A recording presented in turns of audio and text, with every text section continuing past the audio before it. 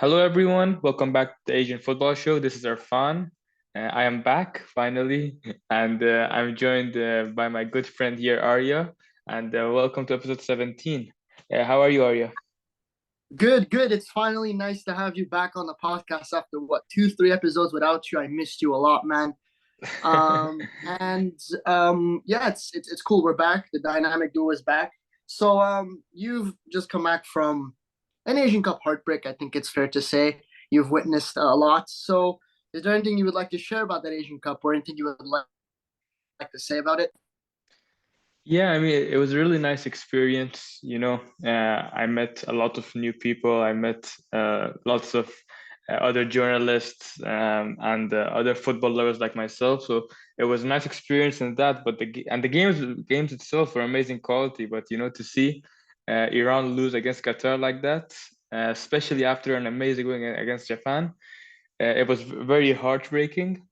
But overall, it was an amazing experience, and I'd say it was probably some of the best moments of my life. So yeah, Arya, should we just get straight into the topics we have for today?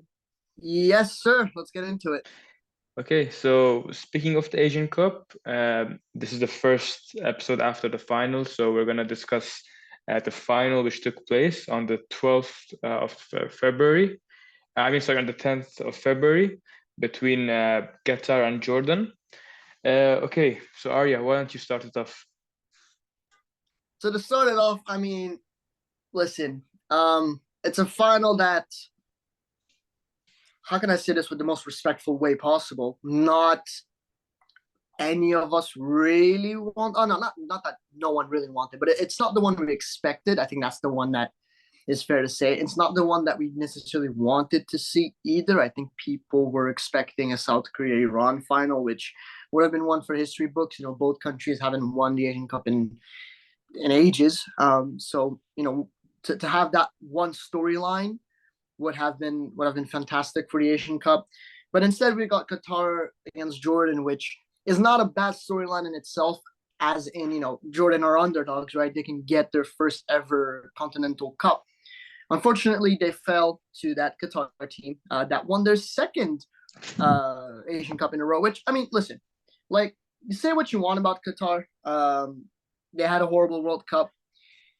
I think this Asian Cup win solidifies them as one of the best teams in Asia, right? And I know Erfan and I criticized them a lot, rightly so, because they weren't good before the Asian Cup. But the new manager turned things around. Now, whether you guys want to talk about rigging games or referee calls and stuff, we're not going to be talking about that in this episode. This is like official stuff, right?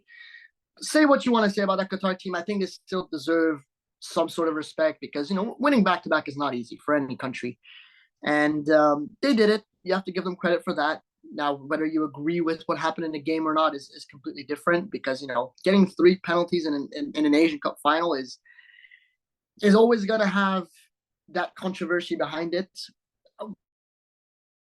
I think Arfa and I both have our opinions on it. I don't think it's fair for us to share them because it means nothing. The game is over. They're the winners. It's not going to change anything.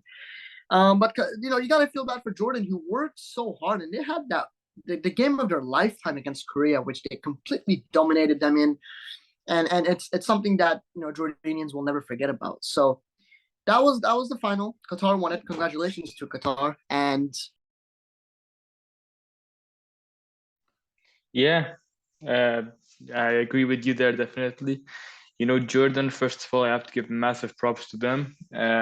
I will say by heart that I think no one and absolutely no one expected them to reach the final before the tournament started. So massive props to them. They have an amazing team with a very good manager in Hossein Amouda and Amouta, the Moroccan. And I want to also give a massive props to their fans who you could feel their presence from the beginning of the tournament right until the very end. Like every night, you would see the Jordanian fans around the areas of Musharraf and Souq Waqif and Doha just crashing it and like claiming Doha as their own basically. And even in the final, you know, a lot of people expected the more Qataris to be present, and sure, there were more Qatari fans. Obviously, it's in Doha, but the Jordanian fans definitely made their presence known, and it wasn't the noise difference wasn't much between the two set of fans. So I want to mention that first. Secondly, about the team just definitely deserved to make the final.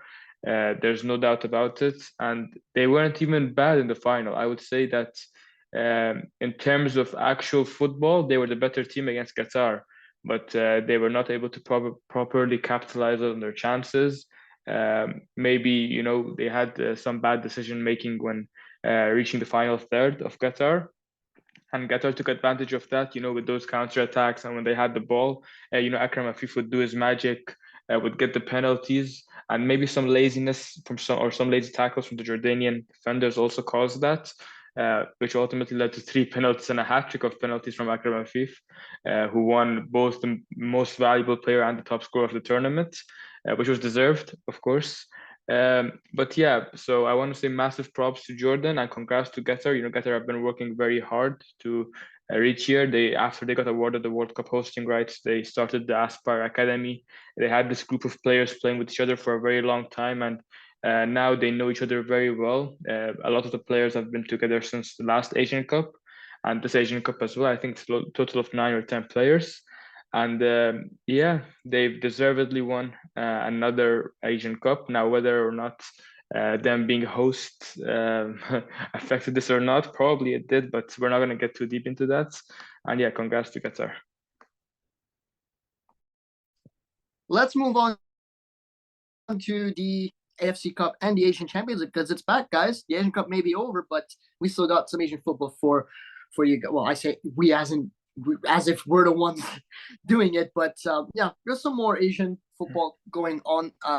As of time of recording, there's already been some games done. We're going to be covering those in the next episode, right? And yeah, it's cool. It's cool that after the Asian Cup, right after it, there's some more Asian football stuff to look at because you know, we after a big tournament like the Asian Cup, there's always that like little void where there's just nothing for a bit. But this time around, it's a little bit different.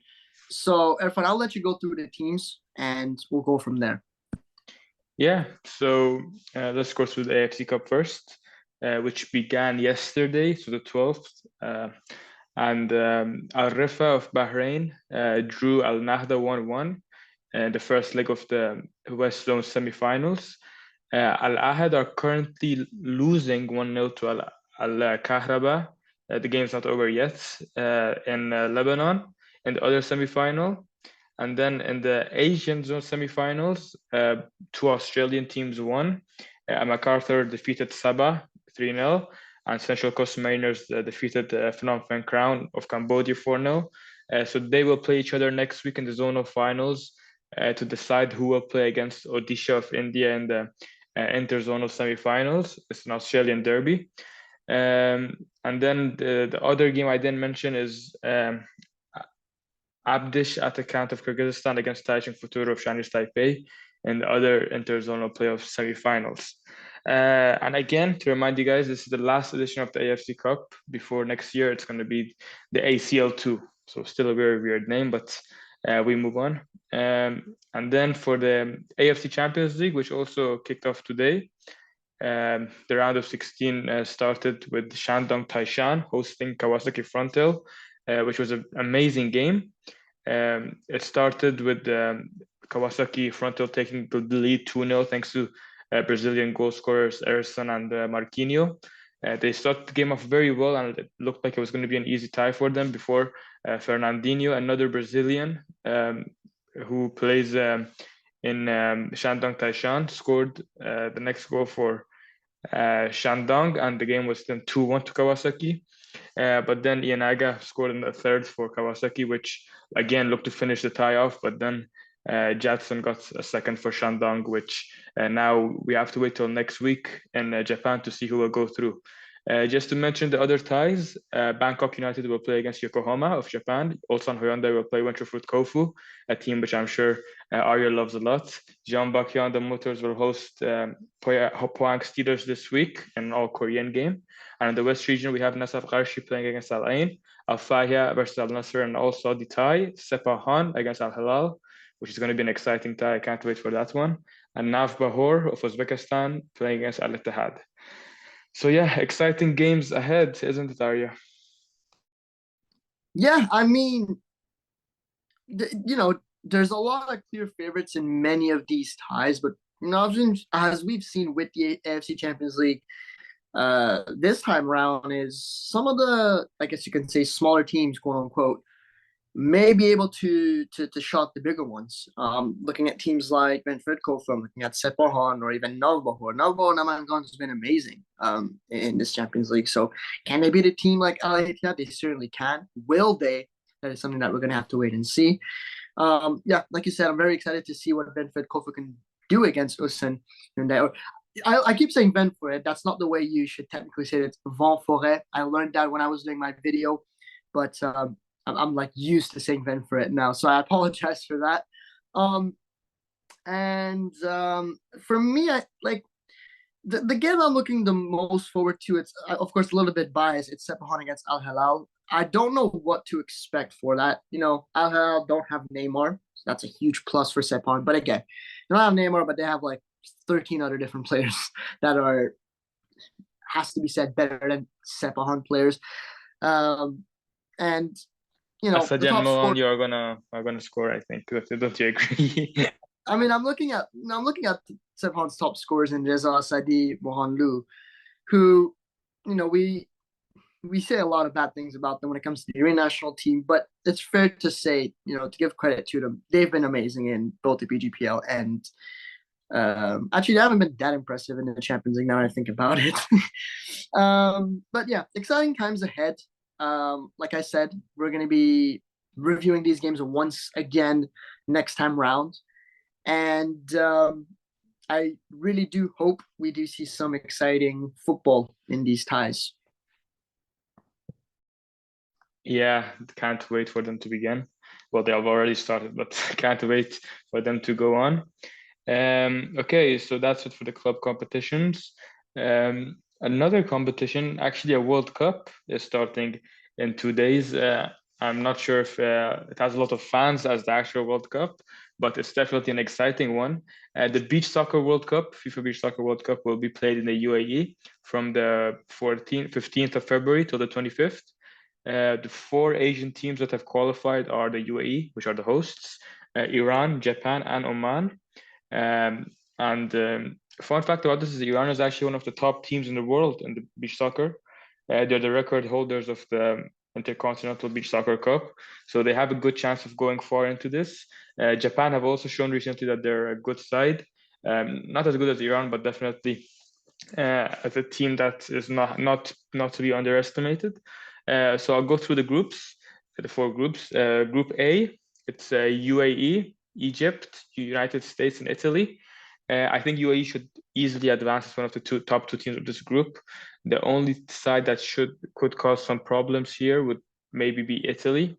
In Group B, it's Spain, Iran, Tahiti, and Argentina. Now, this is actually a very hard group for Iran. Tahiti, even though it's a very small island in the Pacific, but they've always been up there in the beach soccer world, and they're known to have a very strong side. Argentina are also a decent side, and Spain are not bad either, but I think Iran should top this group. Senegal, Belarus, Colombia, and Japan in Group C. Senegal are a good beach soccer side as well. I think they're the African champions, if I'm not mistaken. So they're one to look out for, but Japan can advance as one of the top 2 teams in this group. In Group D, we have Brazil, Oman, Portugal, and Mexico. Unfortunately for Oman, this is a very hard group with Brazil and Portugal, and they're going to have to pull some surprises to win this. So Arya, what do you think of beach soccer as a whole, as the sport as a whole? What do you think of it?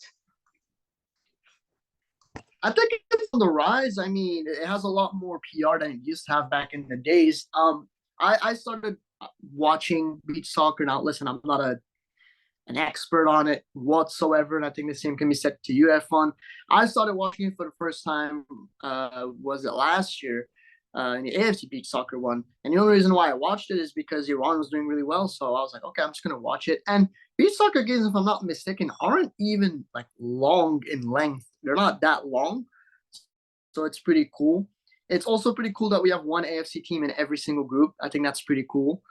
So every match day there's a team to look out for, and I think I can confidently say that an AFC team does have the chance to win it all. Japan were runner-ups. I don't remember when exactly.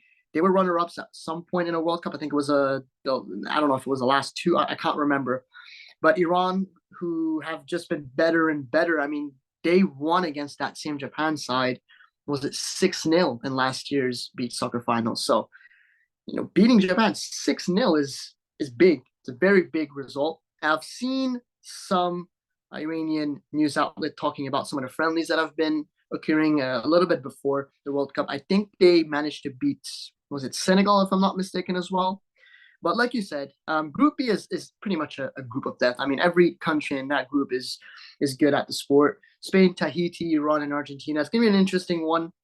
As for the UAE, like you said, they should be getting out of that group. Italy might be one to cause problems. And I actually do think the Americans aren't awful at beach soccer as well. So I think they can maybe struggle against the USA as well. As for Egypt, I don't know much about them. For Group C, I think Japan got off pretty lightly with the likes of Belarus, Colombia, and Senegal. I think they're gonna go toe to toe with Senegal. Maybe I'd say. I think they will beat teams like Colombia and Belarus, with all due respect. And Group D, yeah, for Oman, I mean, listen, when you have Brazil, which is known for any type of football, whether it's futsal, football itself, beach soccer, whatever it is, these guys are always there, right? It's going to be tough for Oman, but wishing them good luck. The only question I really have for you, F1, is do you think an AFC team can go all the way? And if so, who? Yes, definitely. I think that Iran can go all the way. I'm not trying to be biased, but we showed it last year in the Intercontinental Cup, which is like the second most important competition, and it's organized every year. And Iran have won it 4 times. We beat Brazil last time, 2-1 in the final. So it shows that Iran are actually a world-class side at the sport. I hope I don't jinx them or anything, but I really do believe that we have a chance to win it this time around. I actually got tickets to 2 of these games. I'm going to be going to USA against UAE and Iran against Argentina. The good thing is all of the games are the same stadium, so I can attend just I can watch UAE against the USA, and then it's Iran against Argentina right after. So yeah, looking forward to these games and hope to see good drama. As well as exclusive content, right, on the Asian Football Show. Of course, I know if we can. Irfan had interviewed a few Iranian players, which that has been reposted on the Twitter, on our Twitter. So if you guys haven't checked that out, you guys can go ahead and check it out. It's pretty cool stuff. So perhaps we'll have something similar to that. We're just gonna have to wait and see. So that's for the Beach Soccer World Cup. Pretty cool little thing to, I guess, to cover, and we're gonna be talking about the results for the next podcast for sure. Yeah. Now, just some smaller things we wanted to cover. So Iran won the CAFA Women's Futsal Championship, which took place in Tajikistan, I believe. So this was their 3rd title, and it was absolute domination by Iran. They scored like 30-something goals in 4 games and conceded just 1. Uzbekistan finished 2nd, and that's just something to mention there. Now, moving on. The Korean national team, there's been some drama over them, and Jurgen Klinsmann, there's been rumors of the Korean board maybe wanting to sack him. What do you think of that, Arya? So I'm not surprised whatsoever. Korean football Twitter has been going crazy over this guy. They've been very critical of him ever since he got appointed, but a lot more now that Korea have been out of the Asian Cup. And I'm not surprised. I mean, with that talented squad. I mean, a lot of people always say, Japan this, Japan that. In my opinion, I think in terms of talent, I think Korea had the most talented squad by a long shot with players like Son and Kang In Lee. And to have that team and not be able to, how do I say this, even score a goal against Jordan in that 2-0 defeat is more than embarrassing. I mean, Klinsmann got absolutely outplayed by Jordan. So I'm not surprised. And apparently the board, most of the members of the board want him out. Now it's all up to the chair. I'm not too sure what's going on. There's nothing like 100% official. I guess this is like news that is going to be developing over the next few days. Maybe by the time we record our next podcast is going to be when we will know if Klinsmann is still there or not. There's been a lot of controversy around him also in terms of apparently, and we discussed this in a previous episode with guest Nick Watabe, as listening to that. So essentially, the guy doesn't even live in Korea, right? He doesn't have an apartment or a house or anything, and he agreed to stay in Korea by force after their exits, and after that, immediately went back to the USA. Which if you're looking at that from a Korean perspective, it doesn't look like he cares at all about the Korean Football Association. I mean, yeah, even after the loss against Jordan, he was seen smiling, which was very well. I don't think it made the Koreans very happy. But yeah, we're gonna see what happens on him. And then before we end off the episode, I think there's some transfers or rumors that you want to mention. First of all, there are rumors that Yazan Al Nemat, who plays in Al Ahly of Qatar and the Jordanian national team after his fantastic Asian Cup campaign, there's rumors of him getting a move to Europe. So we'll see what happens on that. There's also Fabrizio Romano actually confirmed that Mehdi Taremi will join Inter Milan in June on a free agent contract. Anything else I'm missing, Arya? I mean, from my perspective, I think I've covered the transfers in a previous podcast, so we're pretty much set on that. There's a few others. Iran under 17 striker Kasrat Taheri, I've tweeted this not long ago. Apparently is linked to a team in Russia, CSKA Moscow, which is now debunked. It is not true. Nevertheless, he still is rumored to be for a club in Russia. He's had a trial with Ruben Kazan, and he scored a goal in a friendly. So we'll see where that heads. And another one I want to talk about is Ao Tanaka, who didn't play for Japan in the Asian Cup. And there's been rumors of him joining another Bundesliga club. Not at the window's down, so he's staying at Dusseldorf, but no one really knows what's going on. Is he going to leave? Is he going to stay? What's going on? There's no concrete information on Ao Tanaka as of now. So many rumors and confirmations, but absolutely nothing has happened. So I guess that's another thing that we should all look out for the summer transfer window, as that's when I think he's probably going to make his move. So yeah. Yeah, and I think that's it for today. Thank you guys. Thank you guys for listening to this podcast. And make sure to follow us on Twitter, on Spotify, and subscribe to us on YouTube if you're already not. We would appreciate it a lot. That's it from me. Are there anything you want to add? Thank you guys so much for the support. It means a lot. We try to cover Asian football whenever we can. And enjoy this episode to its fullest. We're going to be back with more bangers. And I hope Iran wins the Beach Soccer World Cup. Yeah, goodbye, guys. Bye. Peace.